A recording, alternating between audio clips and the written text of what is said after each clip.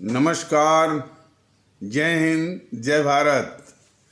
भारतीय अवाम ताकत दल अपने भारतीय भाई बहनों अर्थात अपने देश भारत की जनता अर्थात अपनी भारतीय अवाम से भारतीयता आधारित आपसी श्रद्धा, भारतीयता आधारित आपसी स्नेह, भारतीयता आधारित आपसी प्रेम, भारतीयता आधारित आपसी अखलाक मोहब्बत, भारतीयता आधारित आपसी सहयोग, भारतीयता आधारित आपसी सम्मान, भारतीयता आधारित आपसी एकता, भारतीयता आधारित आपसी भाईचारा तथा भारतीयता आधारित आपसी सद्भाव को समझने व उसे आत्मसात करके वैसा ही आचरण एवं व्यवहार करने हेतु इसके समस्त भारत में प्रचार प्रसार करने हेतु और इसकी अहमियत और महत्व को प्रत्येक देशवासी को समझाकर उसे अपनाते हुए वैसा ही और उसी अनुसार आचरण एवं व्यवहार करने हेतु और प्रत्येक देशवासी को अपना ही भारतीय भाई बहन मानकर, समझकर, अपनाकर उनके साथ वैसा ही और उसी अनुसार आचरण एवं व्यवहार करने हेतु सतत, सदैव और हमेशा अदब के साथ, आदर के साथ अर्ज करता है, विनती करता है। ये खबर चल रही है कि वो राहुल गांधी जाकर के वो ब्रिटेन में कोई टॉपिक है आइडिया ऑफ इंडिया पर के बहाने या तो प्रेस कॉन्फ्रेंस या तो कोई इंटरव्यू के बहाने वो भारत के खिलाफ आग उगल रहा था। बीजेपी वाले कह रहे थे कि भाई ये हमेशा भारत विरोधी बयान देते हैं, हल्के फुल्के में ले करके उस गद्दार राहुल गांधी के गद्दारी के कारनामों को बड़ी सफाई से ढकने की साजिश वो कर रहे थे बीजेपी के जितने भी नेता और प्रवक्ता। यह देश का दुर्भाग्य है कि देशभक्ति और राष्ट्रवाद के नाम पर जो पार्टी हमारी भारतीय अवाम की भावनाओं से खेल रही है, वोट बटोरती है, वह देश के गद्दारों की रक्षा किस प्रकार कर रही है, ये सच्चाइयाँ सामने आ रही हैं। तो राहुल गांधी की गद्दारी कोई आज की नहीं है। तो अब यही प्रकरण देख लीजिए, वो भारत के खिलाफ वो सरेआम आग उगल रहा है, लेकिन भारतीय जनता पार्टी के प्रवक्ता और नेता बड़े सरसरी तौर से, यानी कोई भावना नहीं उनकी कि वो भारत के विरोध ऐसा बोलते ही हैं। लेकिन भारतीय जनता पार्टी के जितने भी नेता और प्रवक्ता हैं वो ये नहीं कह रहे कि ये राहुल गांधी इस देश का सबसे बड़ा गद्दार है इस समय का, वो ये नहीं कह रहे। और इतना ही नहीं, जो बीजेपी की जो सिपह सालार यूट्यूबर हैं यूट्यूब पर, जैसे हर्षवर्धन त्रिपाठी, डीके दुबे, मनीष ठाकुर, मनीष कुमार, प्रदीप सिंह, ये 4-5 हैं मुख्य रूप से।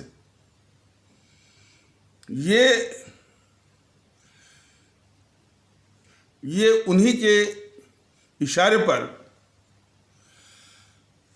राहुल गांधी के कारनामों को हल्का फुल्का बयान करके अधिक से अधिक इन शब्दों का कि भारत के हितों के खिलाफ वो बोल रहे हैं।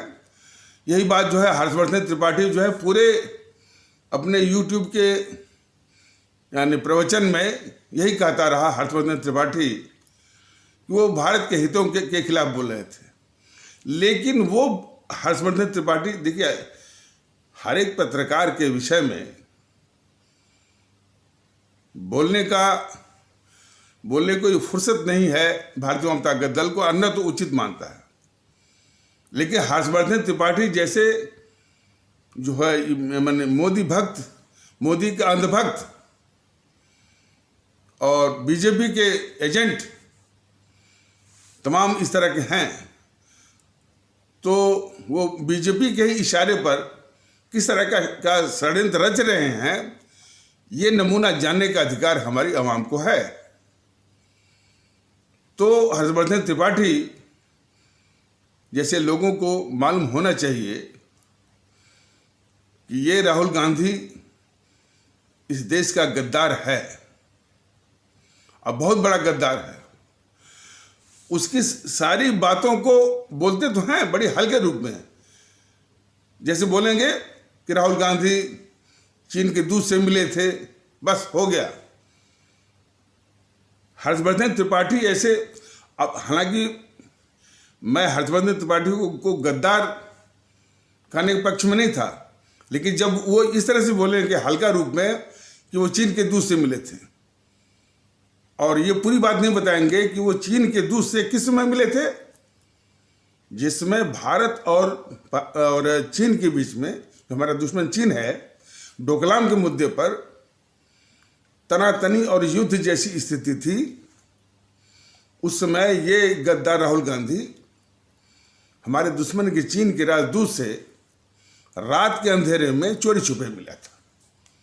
इस बात को किस सफाई से ढकते हैं ये गद्दार पत्रकार हर्षवर्धन त्रिपाठी जैसे लोग।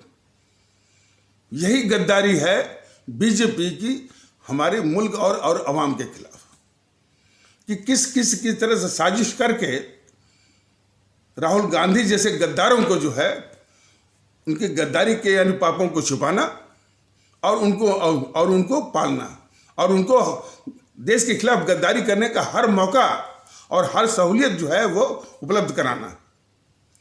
सहूलियत की बात भी सुन लीजिए, चूंकि मन में बहुत उबाल था, कुछ लोग मिल गए थे और वो बीजेपी के समर्थक थे। एक वृद्ध से थे और एक उनका लड़का था। कोई बात हुई, हमने तड़ाक से बोला ये मोदी जो है इस गद्दार राहुल गांधी को बचा रहा है। तो जो बुजुर्ग थे वो तो सुनने में कुछ संकोच कर रहे थे, लेकिन उनका जो लड़का था करीब 45 साल के आसपास या 50 साल के आसपास, तो तुरंत कहा कि नहीं अंकल जी ठीक कर रहे हैं। ये समझ हमारे देशवासियों में आ रही है, हमारे आदरणीय भारतीय भाई बहनों में आ रही है कि मोदी महोदय इस गद्दार राहुल को किस तरह बचा रहे हैं। और वहीं पर मैंने सवाल किया, आखिर ये राहुल गांधी जो विदेश घूमता है किसके पैसे पर? मैंने वही सवाल किया।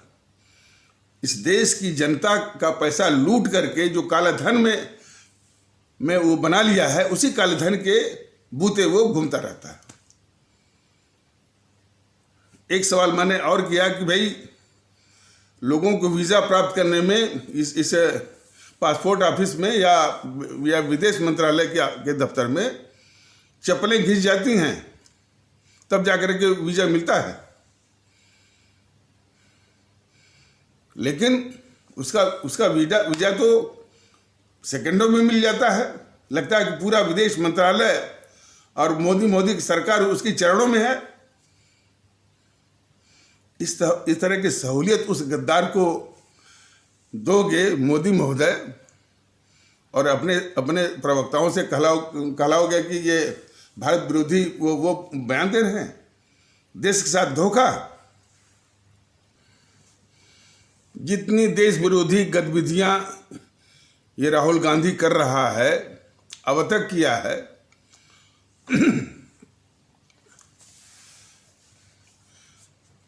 लद्दाख के मामले पर 2 साल पहले लगभग वो ग्लोबल टाइम्स जो चीन का एक प्रोपेगेंडा मशीन है, उसकी झूठी और अफवाह भरी बातों को आधार बना करके ये गद्दार राहुल गांधी चीन के पक्ष में भारत के खिलाफ माहौल बना रहा था बराबर। डोकलाम के मुद्दे पर मैंने अभी बताया, और जब हमारी सेना ने सर्जिकल स्ट्राइक किया आतंकी ठिकानों को नष्ट करने के लिए, और जब हमारी सेना ने आतंकी ठिकानों को नष्ट करने के लिए हमारी जो वायुसेना ने बालाकोट में माने पाकिस्तान के अंदर बहुत अंदर घुस करके जब वो स्ट्राइक किया, मारा, इन दोनों प्रकरणों में ये गद्दार राहुल गांधी अपनी फौज, अपनी भारतीय सेना, अपनी भारतीय वायुसेना का मनोबल गिराने के लिए और उसके शौर्य पराक्रम को नीचा दिखाने के लिए ये बराबर सबूत के बहाने ये साजिश कर रहा था अपनी भारतीय सेना का मनोबल गिराने का और उसके शौर्य पराक्रम को नीचा दिखाने का। ये सारे उदाहरण थे। उस समय ये बीजेपी वाले इस राहुल को गद्दार नहीं कर रहे थे। और एक तो ये दुश्मन पाकिस्तान की सेना अध्यक्ष बाजवा को गले लगाने के लिए ये अपना दूध भेजता है नवजोत सिद्धू को, और जो अपनी फौज है उसको अपने किसी नेता से सड़क का गुंडा कहलवाता है। तब भी ये बीजेपी वाले इसको देश का गद्दार नहीं मानते। देश में अस्थिरता लाने के लिए ये अपने दूध भेजता है मणिशंकर अय्यर को पाकिस्तान की मदद मांगने के लिए कि मोदी को हटाओ और हमको सत्ता में लाओ या अस्थिरता फैलवाओ। तब भी ये बीजेपी वाले उस राहुल गांधी को गद्दार नहीं मानते।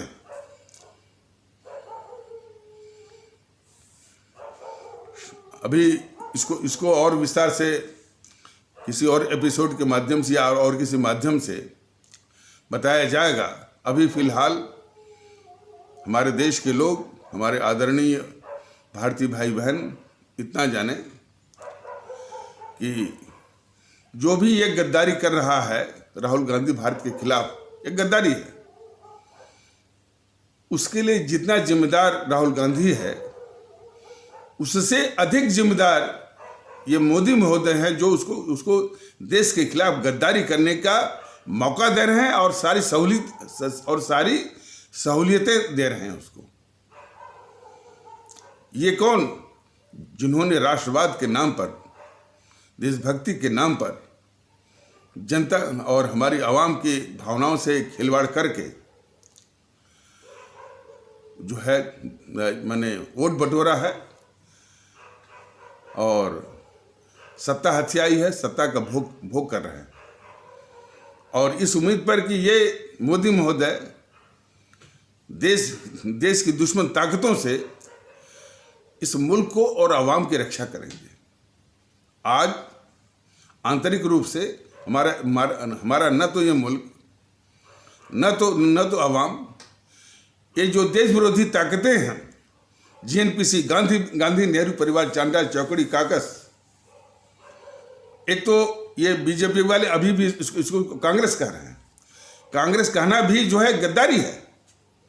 इसका असली चेहरा जो है, जबकि इसके कुछ प्रवक्ता, नाम नहीं बताएंगे, जीएनपीसी कहना शुरू कर दिए हैं।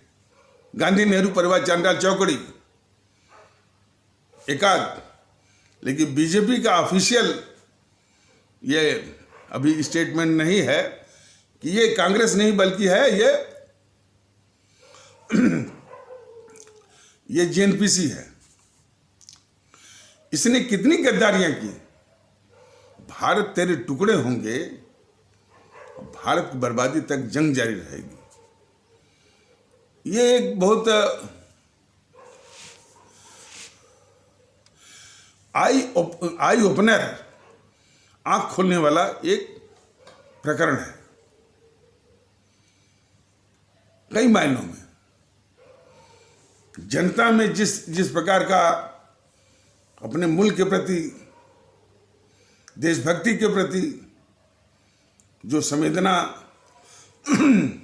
होनी चाहिए या जिसका अभाव है, या दूसरे शब्दों में जो तुच्छ बातें हैं, पांथिक के प्रति बड़ी संवेदनशीलता है,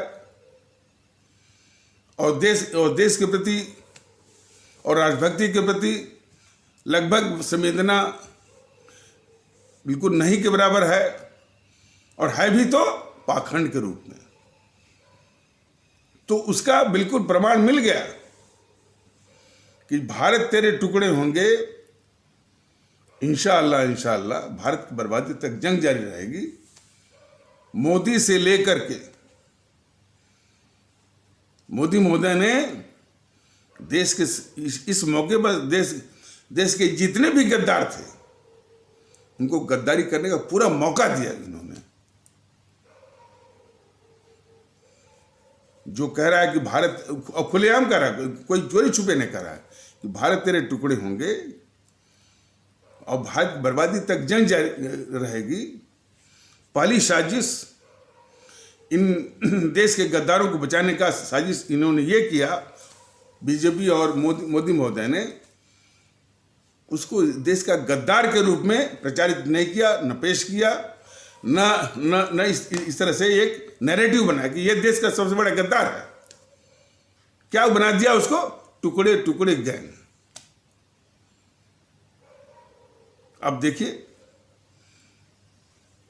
ये कोई कहे भाई देश का गद्दार है, ये बोलेंगे टुकड़े टुकड़े गैंग। और यही नहीं, देश के और भी जितने गद्दार हैं उन्होंने, इन बीजेपी वालों ने एक एक शब्द ऐसा बनाया है कि उसकी गद्दारी को आप भूल जाइए और उन्हीं शब्दों में आनंद उठाइए।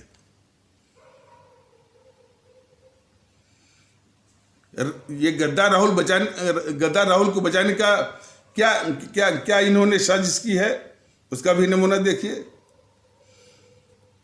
अब किस तरह से उस पर ये वक्तव्य देते हैं इसके नेता और प्रवक्ता। कहते हैं ये राहुल गांधी ये 52 वर्ष का बच्चा है। ये राहुल गांधी, इसको बोलने का, अब जैसे शिवराज सिंह बोल रहा है, राहुल गांधी एक असफल नेता हैं। शिवराज सिंह ऐसे लोग ही तो गद्दारी कर रहे हैं देश के खिलाफ। जो इस देश का इतना खतरनाक गद्दार है उसको बोल रहे हैं कि असफल नेता है। अरे शिवराज महोदय, क्यों बचा रहे हो वो गद्दारों को? इस प्रकार जितने भी नेता प्रवक्ता हैं किस तरह से इस गद्दार राहुल को बचा रहे हैं, हमारी आवाम, हमारी भारतीय आवाम को समझना पड़ेगा।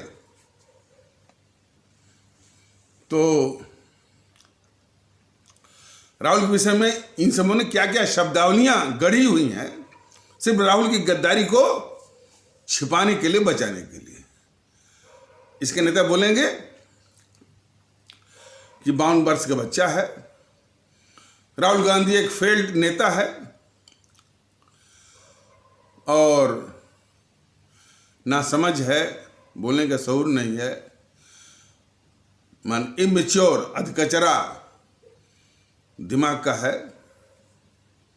अधिक से अधिक इसको पप्पू मान लीजिए, लेकिन इसको देश का गद्दार मत मानिए।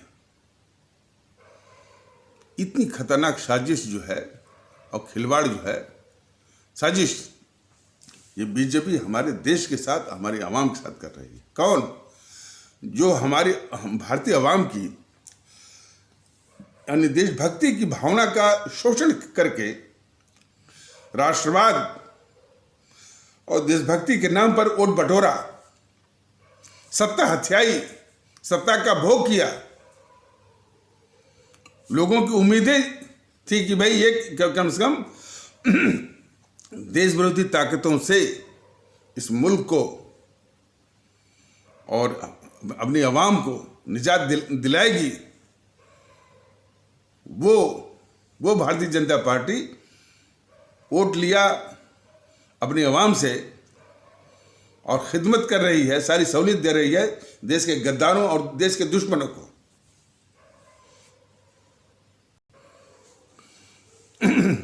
ये राहुल गांधी सिर्फ 3-4 महीने भारत में रहता है और बाकी 8-9 महीने बाहर रहता है और अय्याशी करता है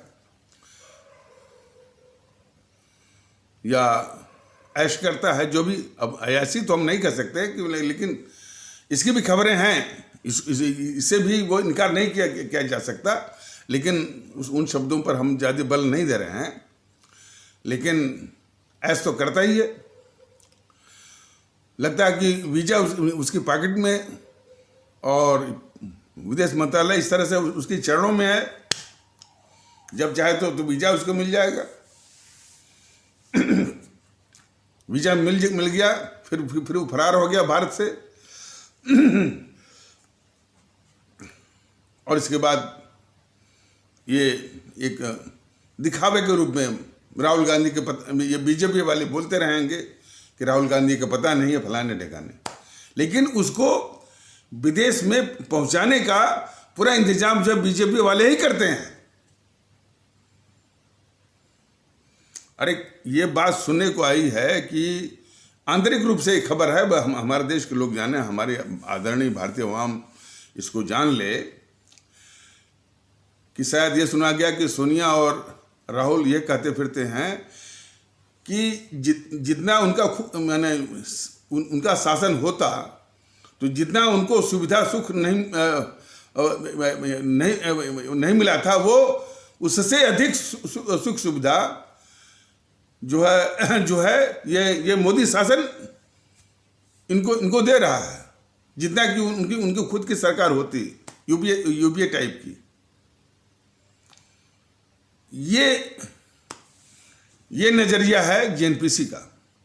वो दिखावटी विरोध, सत्ता हथियाने का, वो उसको छोड़ दीजिए। तो सवाल इस बात का है कि राहुल की गद्दारियों पर हमारा देश विचार करे, ये गद्दारी है, लेकिन जितना जिम्मेदार वो भारत के खिलाफ गद्दारी करने के लिए वो जिम्मेदार है, उससे अधिक जिम्मेदार या मोदी महोदय, मोदी जी की सरकार और बीजेपी वाले हैं, जो इसको गद्दारी करने का मौका दे रहे हैं। इस तथ्य को हमारे सभी देशवासी, हमारे सभी आदरणीय भारतीय भाई बहन, हमारी आदरणीय भारतीय अवाम बहुत गौर से इसको देखें। और एक दूसरी साजिश ये बीजेपी वाले, आरएसएस वाले ये चले हैं कि मोहनदास करमचंद गांधी, जवाहरलाल नेहरू, इंदिरा गांधी और राजीव गांधी, इनकी हमारे देश के खिलाफ गद्दारियों को छुपाने के लिए, देखिए यह साजिश बहुत ऊंचे लेवल की है, छुपाने के लिए ये सारा जो है फोकस सिर्फ सोनिया गांधी को घेरने का है। ये भारतीय जनता दल का ये तर्क कोई गद्दार सोनिया गांधी को बचाने का नहीं है। सोनिया गांधी के ही जमाने में क्रिश्चियन मिशनरी को पूरी ताकत मिलती है, धर्म में परिवर्तन कराने का जो उसका षड्यंत्र चलता है क्रिश्चियन मिशनरी का, उसको ताकत यही दिलवाती है अपने शासन के द्वारा, यही सोनिया गांधी। हम विस्तार से उसके विस्तार में नहीं जाएंगे, लेकिन कुल मिलाकर जो प्रभाव है, जो उसका निचोड़ है कि जब भी सोनिया गांधी का शासन आया, प्रभाव आया, क्रिश्चियन मिशनरी जो पंथ परिवर्तन यानी बड़े पैमाने पर वो भी प्रलोभन के आधार पर पूरी जो है पूरा उसको क्या कहते हैं, समर्थन या सपोर्ट या पूरी ताकत जो है सोनिया गांधी जो दिलवाती है। तो गद्दार तो है, लेकिन ये साजिश एक आरएसएस बीजेपी वालों की ओर से ये चल रही है कि मैंने सारा देश का सारा फोकस गद्दारी का मैंने यहाँ से मान लीजिए संजय गांधी की हत्या, राजीव गांधी की हत्या, इंदिरा गांधी की हत्या, ये सब के, और जो है राजेश पायलट की हत्या, माधौरा सिंधिया की हत्या, सब इसी सोनिया गांधी ने करवाया। इस तरह की साजिश ताकि जो भारतीय आवाम ताकत दल जो मोहनदास करमचंद गांधी की गद्दारियों के विषय में बता रहा है देश को, भारतीय आवाम ताकत दल जो इतना खतरनाक गद्दार था वो जवाहरलाल नेहरू, उसकी गद्दारियों के विषय में बता रहा है भारतीय आवाम ताकत दल। इंदिरा गांधी की गद्दारियों के विषय में जो भारतीय आवाम ताकत दल बता रहा है, राजीव गांधी की गद्दारियों के विषय में जो भारतीय आवाम ताकत दल बता रहा है, इसकी ओर से ध्यान हटाने के लिए इस आरएसएस बीजेपी वालों ने एक नई थियरी, नई साजिश की है कि जो है वो सोनिया गांधी के पर ही केंद्रित करने वाला एक जो अभियान वो चला रहा है छुपे छुपे। आप अक्सर पुष्पेंद्र कुलश्रेष्ठ को आप जरा देखिए, वो इसी लाइन पर काम करता है। वो धीरे से नाम लेगा मोहनदास करमचंद गांधी का, धीरे से नाम लेगा इनको जवाहरलाल नेहरू को, उनको बोल करके ये विजनरी प्राइम मिनिस्टर है बोल करके निकल जाएगा, और उसी प्रकार इंदिरा गांधी का नाम लेगा, राजीव गांधी का नाम लेगा, लेकिन सारा फोकस करेगा वो सोनिया गांधी के ऊपर। किस लिए कि भारतीय आवाम ताकत दल जो अवगत करा रहा है कि जो गद्दारियां मोहनदास करमचंद गांधी की हैं इस देश के खिलाफ, और जवाहरलाल नेहरू की गद्दारियां, पुष्पेंद्र कुलश्रेष्ठ जैसे लोग, बीजेपी के लोग कब तक छुपाएंगे कि ये जवाहरलाल नेहरू कितना बड़ा गद्दार था इस देश का। बताइए, सुभाष चंद्र बोस को मरवाने से लेकर के बताइए, जो सुभाष चंद्र बोस हमारे लिए परम आदरणीय हैं, राष्ट्र महानायक हैं, राष्ट्रभक्त शिरोमणि हैं और नेताजी हैं, उसको ये साजिशन जो है गद्दार नेहरू ने मरवाया। रूसी शासकों से मिलकर के, रूस के साइबेरिया के घने जंगलों में बने हुए जेल में के अंतर्गत, वो भी निर्मम यातनाओं के साथ इस तरह के तथ्य आ रहे हैं। कोई हमसे पूछेगा कि वो प्रमाण मिल जाएगा, ये गद्दारी उसकी है। और देश का ध्यान इधर न जाए, ये देखिए, ये सब साजिश करने में बहुत माहिर हैं, साजिश ही करते रहे हैं। देश का ध्यान इधर न जाए, इस जवाहर ने अपनी मंडली के द्वारा एक दूसरी सुभाष चंद्र बोस यानी नेताजी सुभाष चंद्र बोस की मृत्यु की एक अलग से कहानी गढ़ी, एक अलग थियरी गढ़ी कि नेताजी सुभाष चंद्र बोस जो है वो वहाँ से टोक्यो जापान से हवाई जहाज से आ रहे थे, और उनके हवाई जहाज की दुर्घटना वो फार्मूसा ताइवान के पास हो गई, और उसी हवाई जहाज की दुर्घटना में ही हमारे नेताजी सुभाष चंद्र बोस की मृत्यु होगी। इस तरह की साजिश उसने रचवाई ताकि लोगों का ध्यान, ये जो साजिश है कि रूसी शासकों से मिलकर के जो है रूस या साइबेरिया के घने जंगलों में बने हुए किसी जेल में निर्मम यातनाओं के साथ इसने उनकी हत्या करवाई थी। ये नेहरू, ये देश को जानना चाहिए। झूठ मूठ का जीडी बख्शी, इधर उधर को अनुज धर वगैरह, ये तमाम आपको दिखेंगे।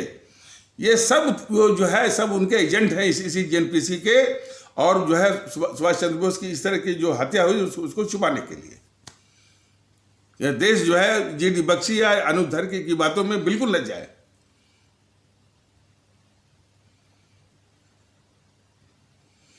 तो अब इस थियरी को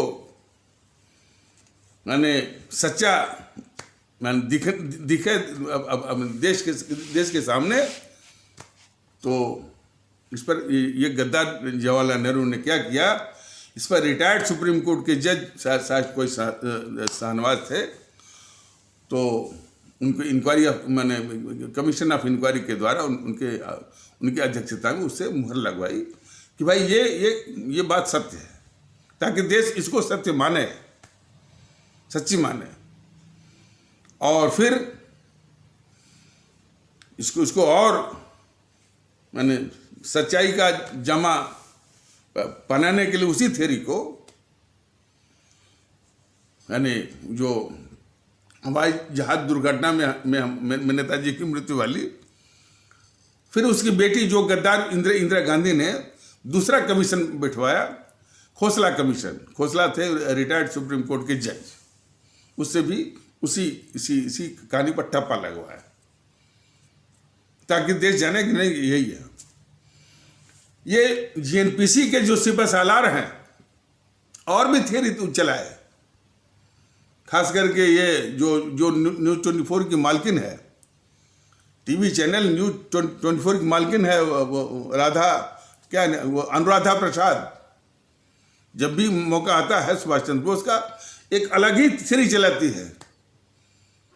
अयोध्या के मौनी बाबा वगैरह फलाने ठिकाने, ये चलता रहता है। सिर्फ नेहरू की वो गद्दारी जो उसने हमारे नेताजी सुभाष चंद्र बोस को मरवाया, हत्या करवाई, उसकी ओर देश का ध्यान न जाए, इसी साजिश के तहत जो है मौनी बाबा फलाने के ये और हवाई जहाज में दुर्घटना, ये सब चल रहा है देश में। अरे उनके संबंधित फाइलों को ये दबा के बैठे थे एनपीसी वाले, जब तक इनकी वो हुकूमत थी। और उससे बड़ी गद्दारी तो जो है मोदी महोदय कर रहे हैं ना। मोदी महोदय जब गुजरात के मुख्यमंत्री थे तो सुभाष चंद्र बोस के पोते चंद्र कुमार बोस इनसे मिले थे गुजरात में, और चंद्र कुमार बोस को इन्होंने आश्वासन दिया था कि इनको जब अवसर आएगा, इनको जब मौका आएगा, तो जो जिन फाइलों को दबा के बैठे हैं ये जेएनपीसी वाले, उनको डिक्लासिफाई करके वो सार्वजनिक कर देंगे। मोदी जी की गद्दारी देखिए कि उन्होंने कुछ थोड़ा बहुत किया, ऐसी बात नहीं किया, बाकी वो दबा के बैठ गए। और मोदी महोदय झूठ भी बोलते रहे जनता के सामने, हमने नेताजी से संबंधित फाइलों को सार्वजनिक करवा दिया, जबकि अभी भी तमाम फाइलें पड़ी हुई हैं। आरटीआई के जरिए जब ये पूछा गया, आरटीआई के जरिए जब पूछा गया कि नेताजी सुभाष चंद्र बोस से संबंधित क्या सभी फाइलें जो है वो सार्वजनिक या मैंने डिक्लासिफाई होकर के सार्वजनिक हो गए हैं कि नहीं, तो जवाब मिला कि नहीं, सभी फाइलें नहीं हुई हैं और सभी फाइलें हो भी नहीं सकती, क्योंकि इनकी सार्वजनिक करने से कुछ देशों से संबंध खराब हो जाएंगे। वही वाला यानी जेएनपीसी के शासन करने वाला जो है रट्टा वाला जवाब। तो ये मोदी महोदय कितना विश्वासघात करते हैं देश के साथ, यह भी जनता को देखने की आवश्यकता है। तो खैर विषय ये चल रहा था कि ये नेहरू जो है कितना बड़ा गद्दार था। कुछ नमूने उसकी गद्दारी का वर्णन किया जाए तो कई साल लग जाएंगे भारतीय भाई बहनों, लेकिन नमूना बस बता रहे हैं आपको। तो हमारे नेताजी को मरवा करके एक साजिश ये किया इसने कि एक नई कहानी बनाए। दो बार ये और इसकी गद्दार बेटी इंदिरा गांधी ने उस पर सच्चाई का एक आवरण के लिए जो ठप्पे लगवाए रिटायर्ड सुप्रीम कोर्ट के जजों से, लेकिन देश को संतोष नहीं हुआ। देश की इतना बड़ा नेता हमारा सुभाष चंद्र बोस मारा गया, उसकी जिज्ञासा वो शांत नहीं हुई।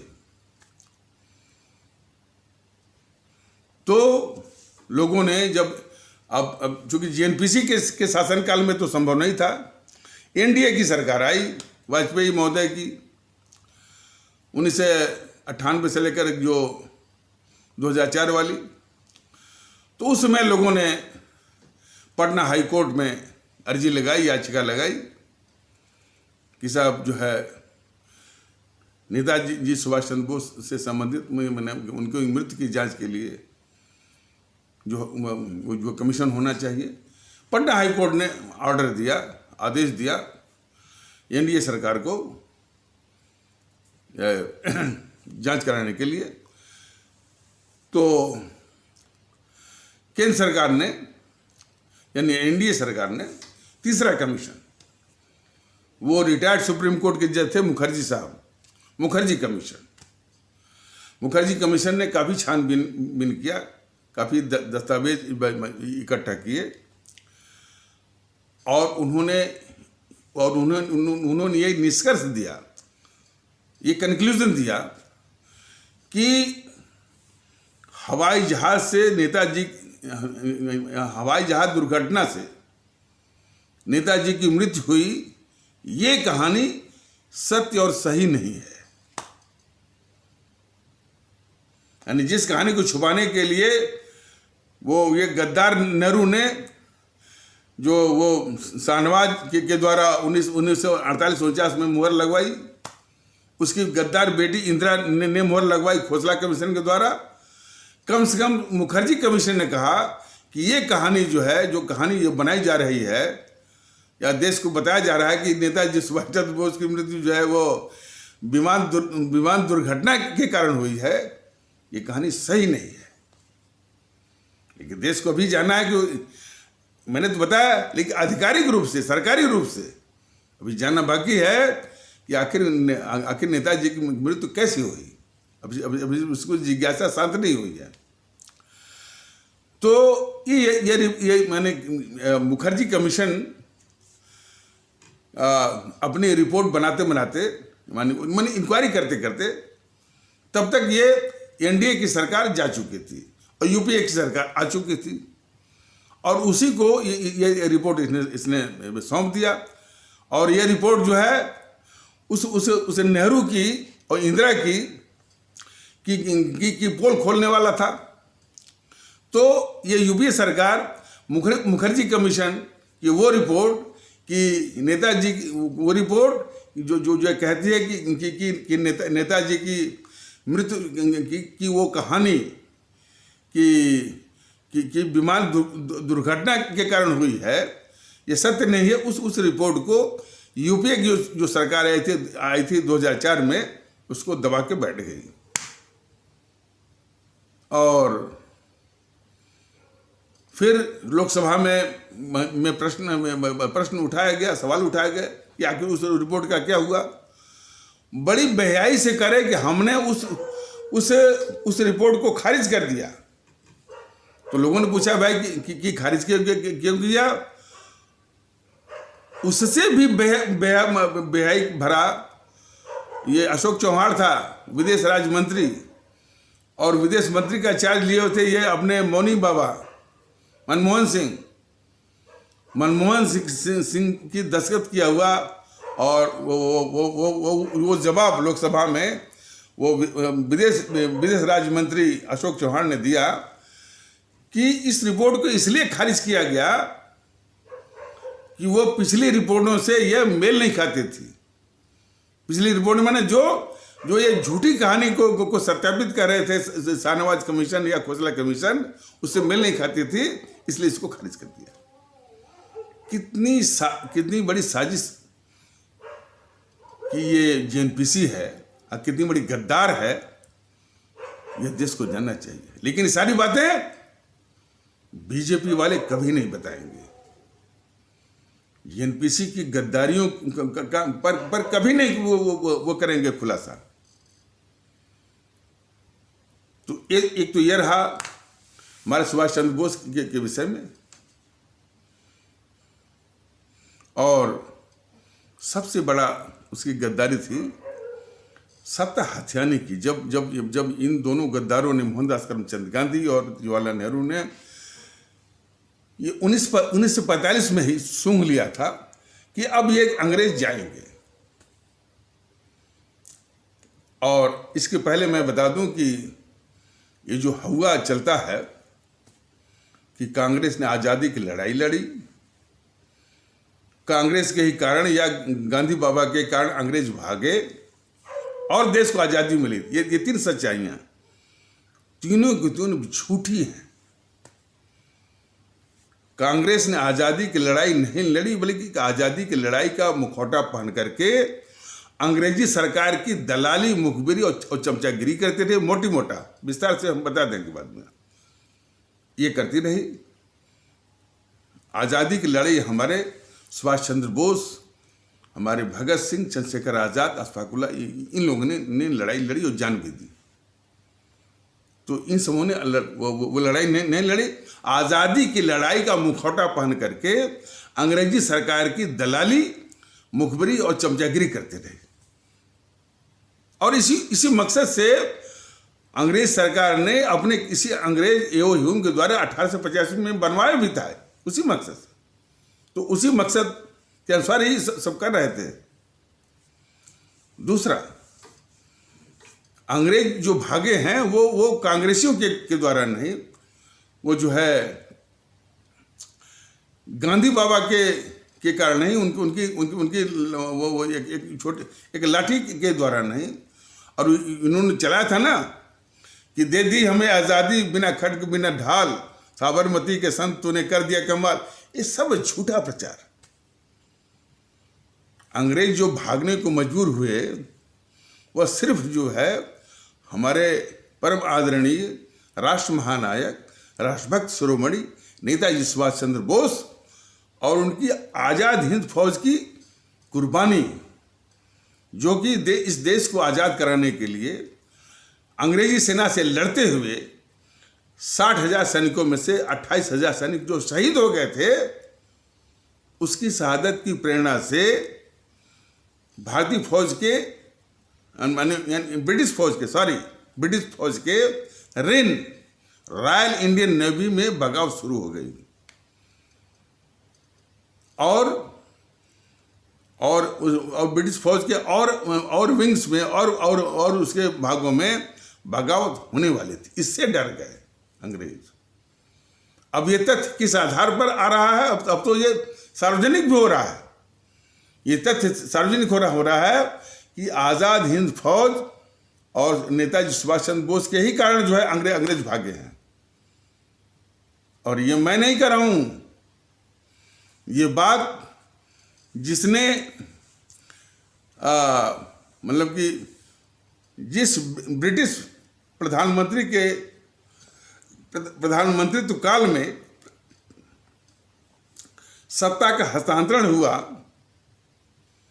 मतलब क्लेमेंट एटली, उसने इस बात का खुलासा किया। तो क्लेमेंट एटली एक बार 1955-56 के आसपास भारत आया था, जबकि वो प्रधानमंत्री नहीं था। वो प्रधानमंत्री जो है 1946-47 के आसपास था। इंडियन इंडिपेंडेंस एक्ट जो है उसी के काल में, उसी के प्रधानमंत्री, उसी के रिजीम में वो पास हुआ था ब्रिटिश पार्लियामेंट से, इंडियन इंडिपेंडेंस एक्ट। तो वो भारत आया हुआ था 1956 में और कलकत्ता के गेस्ट हाउस में रुका था। तो शिष्टाचारवश जो है फणी भूषण चक्रवर्ती, जो कि पश्चिम बंगाल के कार्यवाहक राज्यपाल थे, कार्यवाहक इसलिए कि वो वास्तव में कलकत्ता हाई कोर्ट के चीफ जस्टिस थे और राज्यपाल का भी कार्य वो देख रहे थे। तो राज्यपाल की हैसियत से शिष्टाचार बस उस क्लेमेंट एटली से मिलने गए गेस्ट हाउस में और बातें करने लगे। बातें करते करते वे पूछ बैठे कि सर बताइए कि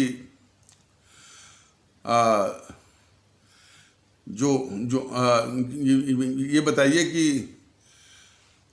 जो 1942 का आंदोलन था वो तो कुछ ही दिनों में फ्लॉप हो गया। सारे यानी कांग्रेसी नेता अपने अपने अपने घरों में आराम वो फरमा रहे थे और 1945 का द्वितीय विश्व युद्ध 1945 का विश्व युद्ध आपने जीत ही लिया था। आपका मनोबल तो बहुत ऊंचा था। फिर क्या बात हो गई कि आपने भारत छोड़ने का मन बना लिया। तो उन्होंने ये खुलासा किया कि जो रॉयल इंडियन नेवी में बगावत हुई सुभाष चंद्र बोस की जो आज़ाद हिंद फौज, हालांकि अंग्रेज उसको आज़ाद हिंद फौज नहीं बोलते थे, उसको जिफ बोलते। जिफ माने Japanese Indian fighting force, Japanese Indian fighting force बोलते थे अंग्रेज, तो जिफ बोलते थे। और हमारे देश के लिए तो वो आज़ाद हिंद फौज है। तो उन्होंने जो जिफ के सैनिक जो है मैंने शहीद हुए थे उसकी शहादत कुर्बानी के कारण जो है रॉयल इंडियन नेवी में बगावत हो गई और भी जो सेना के अंग थे, विंग थी, उसमें भी बगावती सुर जो है उठने के आसार दिखने लगे थे। तो अंग्रेज हुकूमत तो इन्हीं के बल पर जो है हुकूमत कर रही थी। जब इसी में वो बगावत हो जाएगी तो कैसे वो माने हुकूमत चला पाएगी, शासन कर पाएगी। तब इन सबों ने तब हम लोगों ने सोचा कि बहुत सावधानी से सत्ता को सौंप करके चले जाने में ही भलाई है। तो यही कारण था। तो वही कारण मतलब हमारे नेताजी सुभाष चंद्र बोस और उनकी आज़ाद हिंद फौज, ये कारण था। इस बात से जो है फणिभूषण चक्रवर्ती पश्चिम बंगाल के तत्कालीन कार्यवाहक राज्यपाल, उनकी जिज्ञासा की जो तृष्णा है शांत नहीं हुई। वो आगे भी सवाल किया उन्होंने। मैंने इतना कुछ बता गए कि वो अंग्रेज जो भागने को, अंग्रेज जो भारत छोड़ने को जो मजबूर हुए सिर्फ हमारे सुभाष चंद्र बोस और उनकी आज़ाद हिंद फौज के कारण। तो इतने से ही जो जिज्ञासा थी फणिभूषण चक्रवर्ती कार्यवाहक राज्यपाल पश्चिम बंगाल के, उनकी जिज्ञासा शांत नहीं हुई कि भाई कि आखिर गांधी का वो कितना रोल था। उन्होंने पूछ दिया कि भाई ये जो गांधी या महात्मा गांधी का रोल कितना था। तो वो मुंह टेढ़ा करके, जैसे लोग किसी का उपहास करते हैं, उसने क्लेमेंट एटली ने कहा मिनिमल, वो भी मुंह टेढ़ा करके, व्यंग्यात्मक इसे उपहास, मतलब न के बराबर। ये सच्चाई है। और इन सबों ने क्या फैलाया पूरे देश में, दे दी हमें आज़ादी बिना खड्ग बिना ढाल, साबरमती के संतों ने कर दिया कमाल। हमारे सुभाष चंद्र बोस की देशभक्ति और उनका योगदान अंग्रेजों के यहाँ से भगाने में, उसको इन सबों ने पूरा दबा दिया। ये गद्दारी है नेहरू की। इतना ही नहीं, नेहरू की गद्दारियों का क्या करेंगे, बहुत समय लगेगा। आज़ाद हिंद फौज जो कम से कम 20 लाख के नहीं, जो और भी जो वो युद्धबंदी और छूटे, जो और युद्धबंदी छूटे वहाँ से जो कि द्वितीय विश्व युद्ध में माने जर्मनी भी हार गया, जापान भी हार गया, तो जापान और जर्मनी से छूटे हुए जो युद्धबंदी थे उनके लिए आज़ाद हिंद फौज के लोग जो बंद हो गए थे यहाँ पर लाल किले में, काफ़ी एक प्रस्ताव आया कि भाई इनको जो है भारतीय सेना में आप ले लीजिए। तो उनको भी और जो आज़ाद हिंद फौज के लोग भी हैं उनको भारतीय सेना में मिले। ये गद्दार जवाहरलाल नेहरू आज़ाद हिंद फौज के जो बाकी फौजी हैं उनको लेने से ये गद्दार जवाहरलाल नेहरू ने मना कर दिया। और ये बेचारे जो है पाकिस्तान की सेना में शामिल हो गए, रंगून की सेना में शामिल हो गए, और ये फोन करके बता रहा है दोनों के और अपने देश में कह रहा है कि यदि उनको ज्वाइन करना भी है तो होमगार्ड बन जाए। ये गद्दारी है इसकी, जवाहरलाल नेहरू की। वो आज़ाद हिंद फौज का काफ़ी सोना था, गोल्ड, वो रंगून के बैंक में। ये जाकर के वो आज़ाद हिंद फौज का सोना भी जो है ये कहाँ चुरवा लिया या चुरा लिया, ये भी गद्दार नेहरू के विषय में एक सच्चाई सामने आती है। और ये जेएनपीसी वाले कहते हैं ना कि 15 अगस्त को हमको आज़ादी मिल गई, लेकिन जो है उनके द्वारा कथित आज़ादी के नाम पर जो पहला गवर्नर जनरल बनाया, फिर वो अंग्रेज को ही बनाया इसने, माउंटबेटन को। कम से कम पाकिस्तान में तो ऐसा नहीं हुआ, लेकिन यहाँ पर पहला गवर्नर जनरल ये गद्दार जवाहरलाल नेहरू माउंटबेटन अंग्रेज को ही बनाया। और उसी गवर्नर जनरल के ही अनुसार वो काम करता था।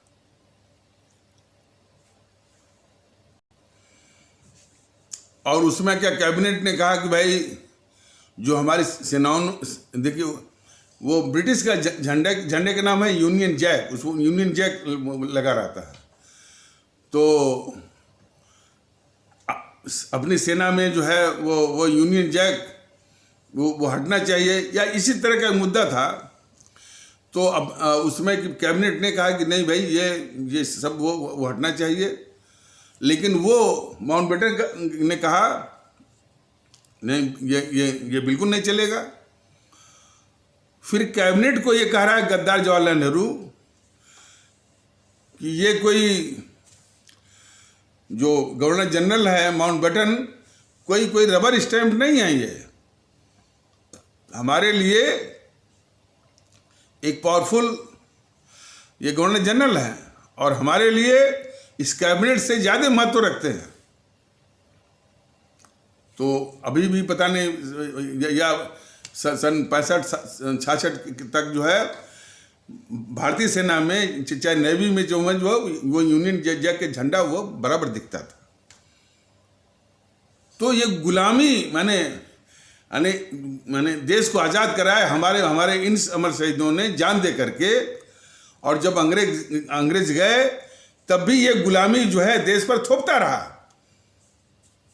कॉमनवेल्थ का कॉमनवेल्थ का सदस्य बनने के लिए ये प्रकरण था। कॉमनवेल्थ माने जो राष्ट्रमंडल है उसका सदस्य बनने का मतलब है कि एक अपरोक्ष गुलामी, क्योंकि कॉमनवेल्थ का जो चेयरपर्सन होता है वो इंग्लैंड का राजा या इंग्लैंड की महारानी होता है। तो उसकी दास्ता जो है वो माननी पड़ती है, उसकी गुलामी माननी पड़ती है।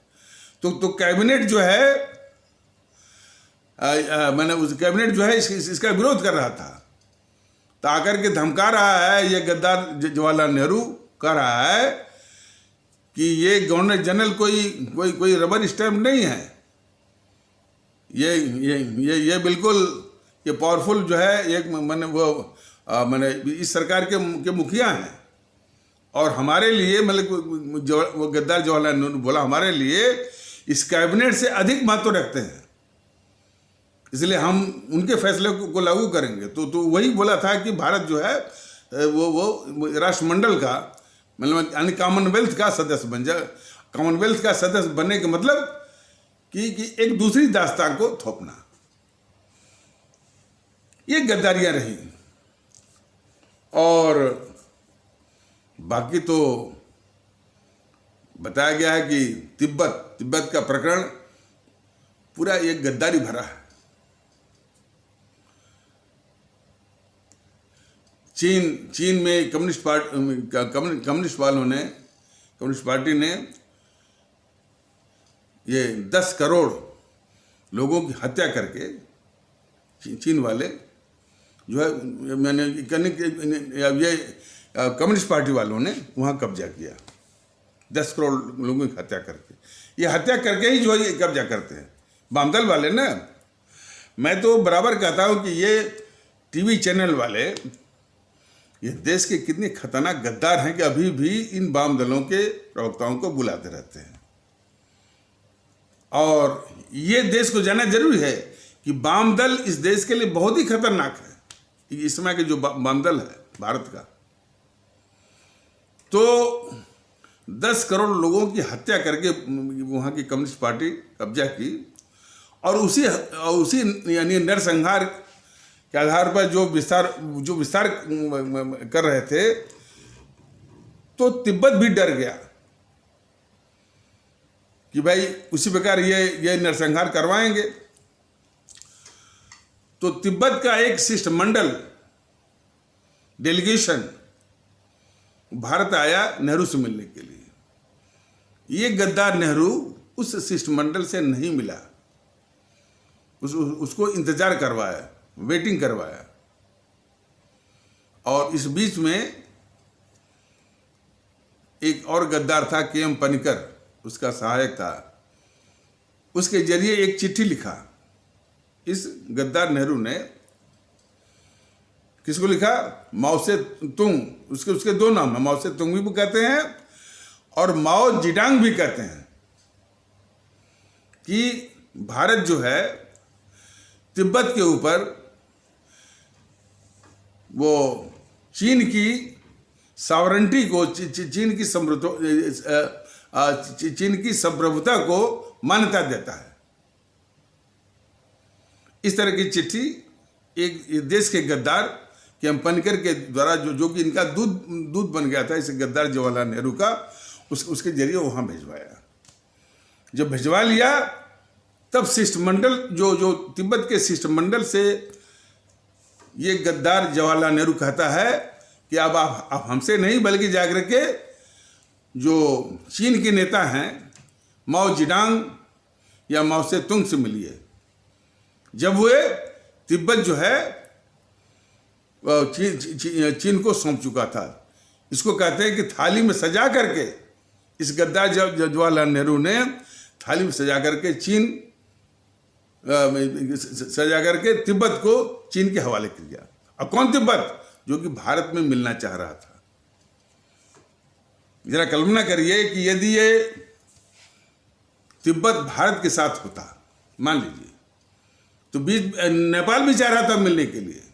नेपाल का उसमें राजा था त्रिभुवन सिंह, उसने खुद लिख कर दिया था, नेपाल को भी नहीं मिलने दिया।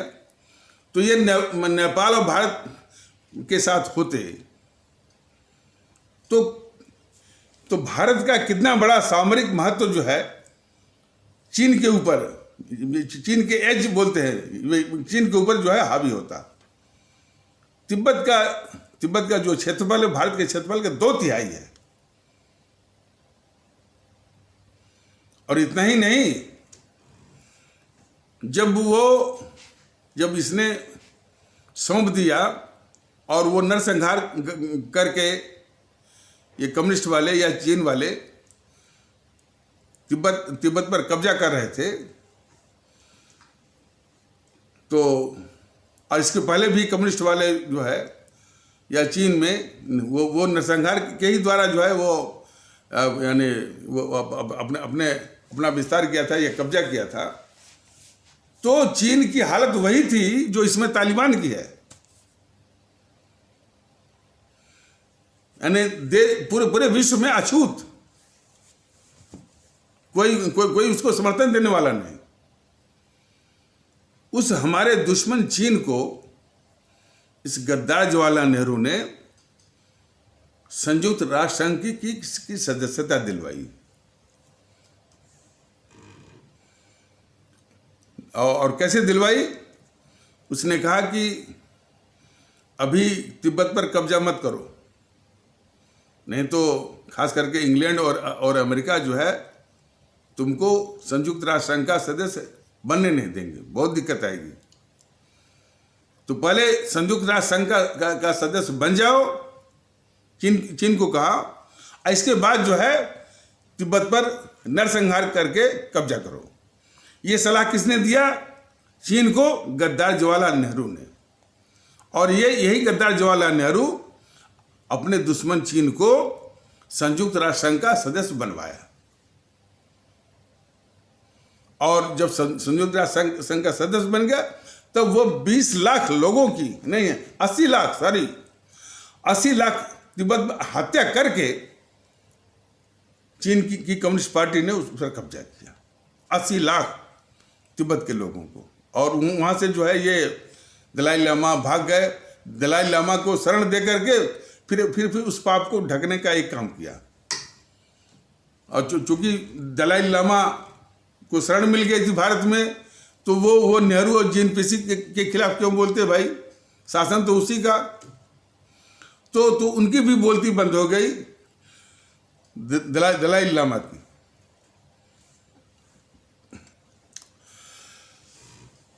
उन्नीस 1962 की जो लड़ाई थी, उसके पहले 1959 में ये गद्दार जवाहरलाल नेहरू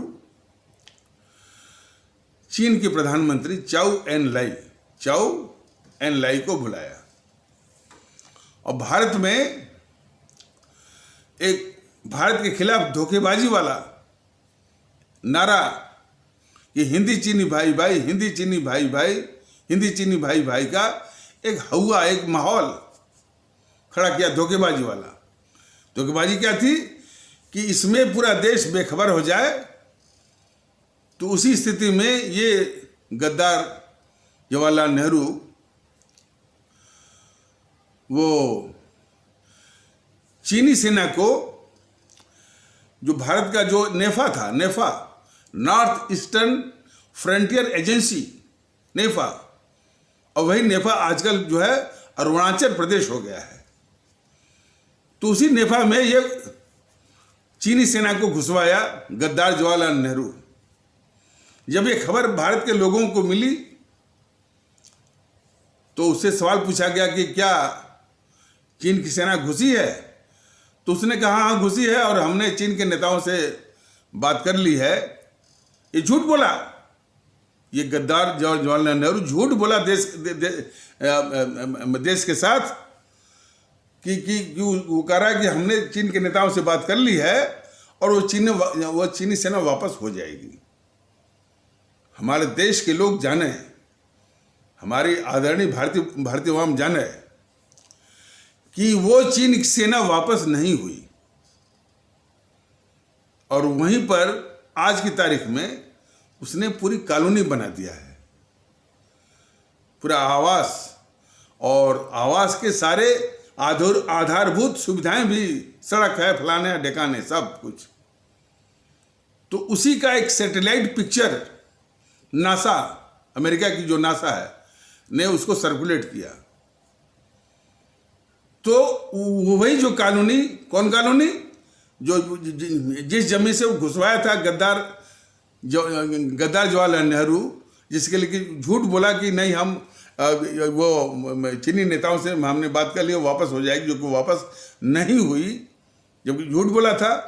और वो उसी जमीन पर जो है कॉलोनी वगैरह जो है चीन ने बना दिया आज की तारीख में। उसी का फोटो जब प्रसारित हुआ, सर्कुलेट हुआ, उसी पर ये गद्दार, ये राहुल गांधी ने घूम घूम कर कहा कि मोदी जी ने अरुणाचल प्रदेश में चीन को घुसवा दिया, चीन को घुसवा दिया। देखिए तथ्य तो मैंने बता दिया आपको। ये बीजेपी वाले,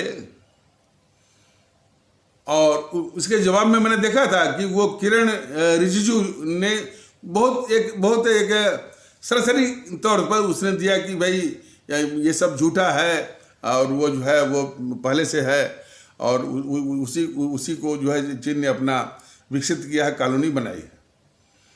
किरण रिजिजू जैसे लोगों ने ये नहीं कहा कि ये नेहरू की 1959 वाली गद्दारी का नमूना है। किरण रिजिजू जो है, जो कि केंद्रीय मंत्री थे, उनकी जबान में या उनकी खिग्गी बंद हो गई। उन्होंने नहीं कहा कि ये गद्दार जवाहरलाल नेहरू की 1959 वाली गद्दारी का वो जीता जागता वो नमूना है, प्रमाण है। और उल्टे ये जो है गद्दारी थी किसकी? गद्दार ये राहुल गांधी के बाप के नाना की। गद्दार राहुल गांधी के बाप के नाना की गद्दारी थी, बाप के नाना जवाहरलाल नेहरू की गद्दारी थी। उल्टे जो है मोदी सरकार पर आरोप वो लगा रहा था कि मोदी जी ने चीनी सेना को घुसा दिया। तो किस तरह से नेहरू के पाप को छुपाने के लिए, अब देखने वाली बात यह है, समझने वाली बात यह है, किस तरह से जवाहरलाल नेहरू के पाप को छुपाने के लिए ये बीजेपी वाले उसी पाप को अपने ऊपर ले लेते हैं, वही अपराध वो अपने ऊपर ले लेते हैं, ताकि नेहरू जो है, नेहरू के ऊपर से वो पाप का धब्बा जो है वो धुल जाए। ये साजिश करते हैं बीजेपी वाले। आरएसएस वालों का भी यही चरित्र है। सिर्फ नेहरू को, जेएनपीसी को, सारी गद्दारी के पापों को ढकते हैं आरएसएस वाले। देखिए, जब मैं आरएसएस का नाम लेता हूं, बीजेपी का नाम लेता हूं कि ये जेएनपीसी के पापों को ढकते हैं, इस्लाम आस्था वाले भारतीय भाई बहनों के तबके से एक भी बंदा नहीं आता है। ये कितना बड़ा गद्दार था नेहरू, इसकी वजह से एक शब्द नहीं आता है इस्लाम आस्था वाले भारतीय भाई बहनों के तबके से। उन समूहों ने अपना पूरा दिमाग खाली कर दिया है सिर्फ बीजेपी आरएसएस के लिए, उसके विरोध के लिए। तो ये उतना बड़ा दुखड़ा है इस्लाम आस्था वाले भारतीय भाई बहनों के तबके से। वो कभी भी इतना बड़ा गद्दार है ये जवाहरलाल नेहरू, एक शब्द नहीं आता। और इसीलिए 60-70 सालों तक जो है उसी गद्दार नेहरू को हो, चाहे जेएनपीसी हो, चाहे इंदिरा गांधी, उसको आंख मीच करके, वोट बैंक बंद करके उसको वोट करते रहे। सर, ये भी तो दुर्भाग्य है ना। ये आकर के बहुत बकते रहते हैं, एक भी बंदा ना ये बोलता है कि ये नेहरू जो है कितना वो खतरनाक गद्दार। देखिए, ऐसा नहीं है कि हमारे इस्लाम आस्था वाले भारतीय भाई बहनों से माने नेहरू या गांधी के विरोधी नहीं रहे हैं। और मैं बताना चाहता हूं, गांधी के दबाव में जब इस कांग्रेस की कार्य समिति ने भी और कांग्रेस की जो आम सभा माने जनरल बॉडी ने दोनों भारत के बंटवारे का प्रस्ताव पास किया, तो सैफुद्दीन किचलू, ये देश जाने कौन है नेता सैफुद्दीन किचलू? सैफुद्दीन किचलू साहब वही नेता हैं कि जो सतपाल साहब के साथ अंग्रेजों के खिलाफ आंदोलन करते हुए जेल में बंद हो गए थे। कहाँ की जेल में? जलियांवाला बाग की जेल में बंद हो गए थे। और उन्हीं को छुड़ाने के लिए बैसाखी के दिन हमारे भारतीय भाई बहन उस जलियांवाला जो वो परिसर था, माने जो जो जो जो माने बाउंड्री थी, उसमें इकट्ठा हो गए। जनरल डायर ने उस बाउंड्री को पूरा घिरवा दिया और ताला बंद करा करके गोली चलवाई। तो सफीउद्दीन कुचलू साहब वही हैं, सतपाल साहब के साथ जो है, जो देशभक्त और क्रांतिकारी नेता। तो इस गांधी के दबाव में जब कांग्रेस ने भारत के बंटवारे का, भारत विभाजन का प्रस्ताव जो है कार्य समिति और उसके जो आम सभा के द्वारा जब पारित हुआ, सैफुद्दीन साहब किचलू ने इस गांधी को, नेहरू को बहुत वो लताड़ा, और कांग्रेस को भी कहा कि इस जवाहरलाल नेहरू ने, इस मोहनदास करमचंद गांधी ने, इस कांग्रेस ने जो है सांप्रदायिक ताकतों के आगे जो है वो घुटने टेक दिए। ये वक्तव्य था उनका, ऐसी बात नहीं है। और कितने सैफुद्दीन कुचलू होंगे हमारे इस इस्लाम आस्था वाले भारतीय भाई बहनों में, लेकिन आज की तारीख में कोई नहीं है। एक भी आप देख लीजिए, अलीगढ़ मुस्लिम यूनिवर्सिटी, जामिया मिलिया यूनिवर्सिटी दिल्ली की, नदवा विश्वविद्यालय जो है लखनऊ का, उस्मानिया यूनिवर्सिटी जो है यहाँ हैदराबाद की, चाहे वो पढ़ने वाले विद्यार्थी हों, चाहे वो रिसर्च स्कॉलर हों, चाहे वो लेक्चरर हों, प्रोफेसर हों, रीडर हों, वाइस चांसलर हों, और भी स्टाफ हो, सिर्फ वहाँ बस जो है चलता है आरएसएस बीजेपी के खिलाफ हुआ उन्माद चलता है। ये उन्माद चला करके जो देश का सबसे बड़ा गद्दार है नेहरू के, उस पर एक चर्चा नहीं होती। आपने देखा होगा कि अलीगढ़ मुस्लिम यूनिवर्सिटी के लोग जो है वो जिन्ना साहब की फोटो लगाते हैं, लेकिन एक का भी नैतिक साहस नहीं होता है कि इन जिन्ना साहब के साथ इन जेएनपीसी नेहरू और गांधी मिल करके क्या नाइंसाफी की, सब कितनी बड़ी साजिशें की, ये कहने की हिम्मत नहीं है। बस फोटो टांग लेते हैं। तो दुखड़ा जो है कई ओर से जेएनपीसी ने तो इस देश के साथ, मैंने गद्दार जवाहरलाल नेहरू, गद्दार जो है वो ये मोहनदास करमचंद गांधी, और उसके बाद और भी गद्दारियां हैं। अरे भाई, वो जिन्ना साहब की ये गलती जरूर थी कि वो एक टुकड़े पर क्यों चुप हो गए, क्यों शांत हो गए। जब उनको एहसास हुआ तो वो योगेंद्र नाथ मंडल जो कि उनका कानून मंत्री था, भेजे थे कि भाई नहीं, हम सारी गलती को मानते हैं, हम वापस जो है वो भारत के साथ वो होना चाहते हैं। उस योगेंद्र नाथ मंडल को ये गद्दार जवाहरलाल नेहरू वो जेल में बंद करके क्या क्या झूठा आरोप लगवाया, उसी में वो सड़ गए, वहीं पर मर गए। तो इसकी गद्दारियां अनंत हैं, इस जवाहरलाल नेहरू की। मैं समझता हूं कि पहली बार भारतीय जनता दल एक अकेला संगठन है जो किसी गद्दारियों को अपनी आवाम के सामने रख रहा है।